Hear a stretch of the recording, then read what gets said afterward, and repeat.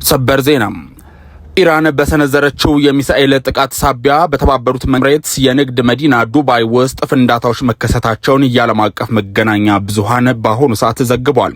በተለይም የሀብታሞች መኖሪያና የቱሪስት መዳረሻ በሆነው ፓልም ጁሜራህ አቅራቢያ በወደቀ ሚሳኤል ሳቢያ እሳት ተከስቶ ከባድ የሆነ ፍንዳታ በከተማው መከሰቱ ታውቋል። በቦታ የሚገኙ ኢትዮጵያውያንን ጨምሮ ሌሎች በርካታ የሀገሪቱ እንዲሁም ከሀገር ውጭ ያሉ ዜጎች በመደናገጥ ላይ ይገኛሉ። ከከተማው እየወጡ የሚገኙ ነዋሪዎችም እንዳሉም ጭምር መረጃዎች ተሰምቷል። እንደምን አላችሁ የተከበራችሁ አድማጮቻችን፣ በተለያዩ መረጃዎች ተመልሰናል። በመግቢያችን ላይ ያስደመጥናችሁን ሰበር መረጃ ጨምሮ በኢራን እስራኤልና አሜሪካ እንዲሁም ሌሎች ሀገራት በተሳተፉበት በዚህ ጦርነት በተለይም ደግሞ ሶስተኛውን የዓለም ጦርነት ይቀሰቅሳል በተባለበት ከባድ ያልተጠበቀ ድንገተኛ ግጭት እጅግ አስገራሚ የሆኑ መረጃዎች መውጣታቸውን ቀጥለዋል። ይህም በተመለከተ የአፍሪካ ህብረትን ጨምሮ ብዙ አካላት ሀሳባቸውን እየሰጡ ይገኛሉ። ከቦታው እየወጡ ያሉ መረጃዎችንም እንዲሁ በሚከተሉት ደቂቃዎች የምናደርሳችሁ ይሆናል። ቪዲዮን ላይክ በማድረግ እንድትጀምሩ በአክብሮት እየጋበዝን እንዲሁም ሁላችሁም የዚህ ቻናል አዲስ የሆናችሁ ሰብስክራይብ በማድረግ እንዲሁም የደወል ምልክቱን በመጫን ቤተሰብ እንድትሆኑ በአክብሮት እንጋብዛለን። በቀጥታ ወደ ዝርዝር መረጃዎቹ እናልፋለን። የአፍሪካ ህብረት በመካከለኛው ምስራቅ ውጥረት ዙሪያ አጠር ያለ መግለጫን ሰጥቷል። የአፍሪካ ህብረት ኮሚሽን ሊቀመንበር መሐመድ አሊ የሱፍ አሜሪካና እስራኤል በኢራን በኒውክሌር ጣቢያ ላይ የፈጸሙትን ወታደራዊ ጥቃት ተከትሎም ጥልቅ ስጋታቸውን ገልጿል። ዛሬ በወጣው መግለጫ ይህ እርምጃ ቀጠናዊ ውጥረቱን ወደ አደገኛ ደረጃ ያሸጋገረ መሆኑን አስታውቋል። ሊቀመንበሩ ግጭቱ በዓለም አቀፍ የነዳጅና እንዲሁም ሌሎች ገበያዎች በምግብ ዋስትና ላይ በተለይም ደግሞ በአፍሪካ ሀገራት ላይ ሊያስከትል የሚችለውን ከባድ የኢኮኖሚ ጫናም አስጠንቅቋል። ሁሉም ወገናት ራሳቸው እንዲገዙና በዓለም አቀፍ ህግጋት መሰረት እንዲንቀሳቀሱ ጥሪንም አቅርቧል። በስተመጨረሻም ዘላቂ ሰላም የሚገኘው በኃይል ሳይሆን በዲፕሎማሲ እንደሆነም አክለው ገልጸዋል። ታዲያ ከቦታው የተሰሙ መረጃዎችም እንደሚከተሉት ይቀርባሉ። የኢራን ከፍተኛ መሪዎችን ኢላማ ያደረጉት ጥቃቶች አሁንም ቀጥለዋል። የኢራን እስላማዊ ሪፐብሊክ ጠቅላይ ሚኒስትር አያቶላህ በእስራኤልና በአሜሪካ በተከፈተው ጥቃት ኢላማ ከተደረጉት መካከል አንዱ መሆናቸውን ዘገባዎች እያመለከቱ ነው። ከኢራን የሚወጡ ያልተረጋገጡ ዘገባዎች እንደሚጠቁሙት ከሆነ ጥቃቶች በዋናነት ኢላማ ያደረጉት ጠቅላይ ሚኒስትሩን ጨምሮ ጠቅላይ መሪዎችና ከፍተኛ የሀገሪቱ መሪዎችን እንዲሁም ወታደራዊ አዛዦች ላይ መሆኑን አመልክቷል። ጥቃቶቹ በአወዛጋቢዎቹ ወታደራዊ ተቋማት ላይ ሳይሆን በዋናነት በዋና ከተማ ቴህራን ማዕከላዊ ክፍሎች ውስጥ በሚገኙ ስፍራዎች ላይ እንደሆነም ተጠቁሟል። በሌሎች ከተማዎች ላይም ከባድ የሆኑ ጥቃቶች እየተፈጸሙ እንደሚገኙ የወጡ መረጃዎች ያረጋግጣሉ። የኢራን መገናኛ ብዙሃን በአገሪቱ ፕሬዝዳንት ማሱድ ጽህፈት ቤት ላይ ጥቃት መፈጸሙን አረጋግጠው ፕሬዝዳንቱ ላይ ጉዳት አለመድረሱንም ዘግበዋል። የኢራን እስላማዊ ሪፐብሊክ የበላይ መሪ የሆኑት አያቶላ ሲፈጸም የነበረው ጥቃት ውስጥ እንዳልነበሩና ለደህንነታቸው አስተማማኝ ከሆነ ስፍራ እንደሚገኙ አንድ ባለስልጣን ለሮይተርስ ዜና ወኪል ተናግሯል።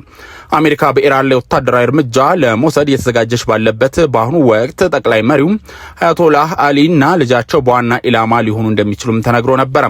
ታዲያ አሜሪካን ጨምሮ ሌሎች ሀገራትም ጭምር በተለይም ደግሞ ኢራን ጋር በተያያዘ ከባድ የሆነ ግጭት ከተነሳ በኋላ ሌሎች ሀገራትም ስጋታቸውን እየገለጹ ይገኛሉ። ለዚህ ሰለባ የሆኑትም እንደ ዩናይትድ አረብ ኤሚሬትና ሌሎች ሀገራትም ከባድ የሆነ ጉዳት የደረሰባቸው እንደሚገኝ ነው መረጃዎች የሚወጡት።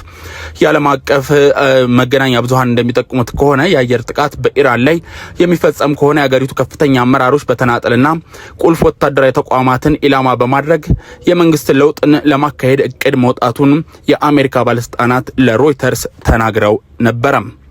ታዲያ አክሲዮስ የተባለው የአሜሪካ የዜና ድረገጽ እንደዘገበው ፕሬዝዳንት ዶናልድ ትራምፕ የመከላከያ ሚኒስትር ፔንታጎን አማካሪዎች የተለያዩ አማራጮች ቀርበውላቸዋል።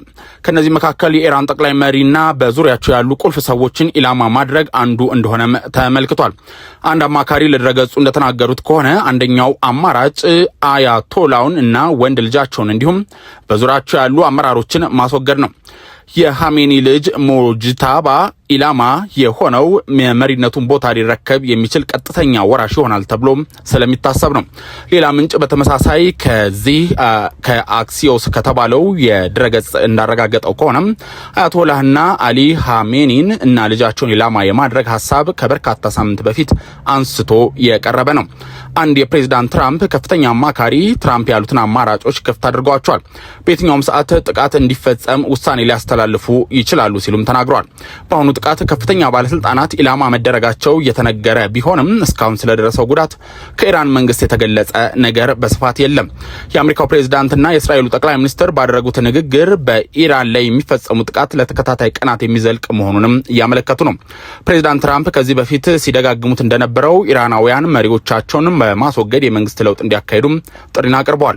ባለፉት ዓመታት በአሜሪካና በእስራኤል የተፈጸሙ ጥቃቶች በኒውክሌርና ከሚሳኤል ማዕከላት ባሻገር የኢራን የኒውክሌር ሳይንቲስቶች፣ ወታደራዊና ፖለቲካዊ መሪዎች ላይ የተነጣጠሩ ነበሩ። ሰኔ ወር ላይ በተካሄደው የእስራኤልና የኢራን የ12 ቀናት ጦርነት ጥቂት የማይባሉ ወታደራዊና ፖለቲካዊ ባለስልጣናት መገደላቸው የሚታወስ ነው። አሜሪካም ሆነች እስራኤል ኢራን ውስጥ እግረኛ ወታደሮችን አሰማርተው መዋጋት እንደማይፈልጉም በተደጋጋሚ ከገለጹ በኋላ ዋነኛ ኢላማቸው የኢራንን ስርዓት የእዝ ሰንሰለት መሆኑን ሲነገር ቆይቷል። በዚህም የአየርና የሚሳኤል ጥቃቶችን በመፈጸም የመንግስቱን ቁልፍ አመራሮች በመምታት በኢራናውያን በራሳቸው ከውስጥ ለውስጥ እንደወጣ አላማቸው እንደሆነም ጭምር መረጃዎች ወጥተዋል። 50 ዓመታት ለሚጠጋ ጊዜ ከኢራንና ከአሜሪካ ጋር በጠላትነት የቆየው የኢራን እስላማዊ ሪፐብሊክ መሪዎችና መንግስት እንደ ከዚህ ቀደሙ አሁን የከፈተባቸው ዘመቻን ያልፉት ይሆን የሚለው በብዙዎች ዘንድ እየተጠበቀ ያለ ጉዳይ ነው። እጅግ የምንወዳችሁ አድማጮቻችን በዚህ የመረጃ ጊዜ ያዝናቸው መረጃዎች ላይ ይመስላሉ። በቀጣይ አዲስ ትኩስ እንዲሁ መደመጥ ያለባቸው ዜናዎችን ይዘን እስክንመለስ ድረስ በቸር ቆዩን።